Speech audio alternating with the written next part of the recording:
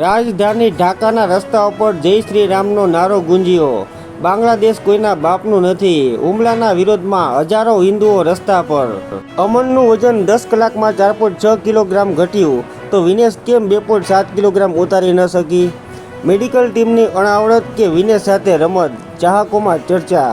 અનંતનાગમાં આતંકી હુમલો, 2 જવાન શહીદ, 2 નાગરિકો સહિત 6 ઘાયલ।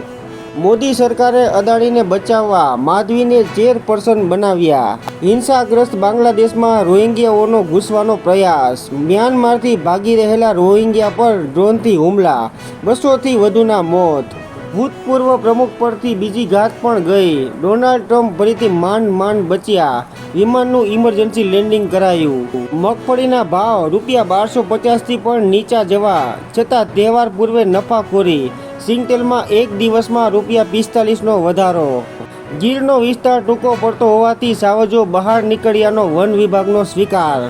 સૌરાષ્ટ્રમાં ભારે વરસાદની શક્યતા નહીવત, શ્રાવણી સરવડા જારી રહ્યા। કેરળના વાયનાડમાં પૂરના પાણી ઓસર્યા પછી પીએમ મોદીનું હવાઈ નિરીક્ષણ। વાયનાડની મુલાકાત બદલ રાહુલે મોદીનો આભાર માન્યો। કુદરતી આપત્તિને રાષ્ટ્રીય હોનારત જાહેર કરવા માંગ। આમિર ખાને પોતાની નિવૃત્તિની પુષ્ટિ કરી। અભિનેતાએ અભિનયની દુનિયાથી ક્ષેત્ર સંન્યાસ લીધો। સરદાર સરોવરમાં પાણીની સપાટી વધતા ડેમના ગેટ આજે ખુલી શકે। બ્લૂટૂથની મદદથી આરોપી ઝડપાયો, અંતે ગુનો કબૂલી લીધો। બીએનપી નેતા ખાલેદા જિયાએ ભારત વિરુદ્ધ જે રોક્યું। બાંગ્લાદેશમાં હવે સુપ્રીમ કોર્ટના મુખ્ય ન્યાયાધીશે રાજીનામું આપવું પડ્યું। 88,000થી વધારે વકફ સંપત્તિઓ કાનૂની વિવાદમાં। ઉત્તર કોરિયાએ ફરી દક્ષિણ કોરિયા તરફ ગંદકી ભરેલા બલૂનો છોડ્યા। બ્રાઝિલના સાઓ પાઉલોમાં વિમાન તૂટી પડતા 61ના મૃત્યુ। દેશમાં 3 દિવસનો શોક જાહેર। નરેન્દ્ર મોદીએ લુબાકી સિલ્વાને આશ્વાસન પાઠવ્યા।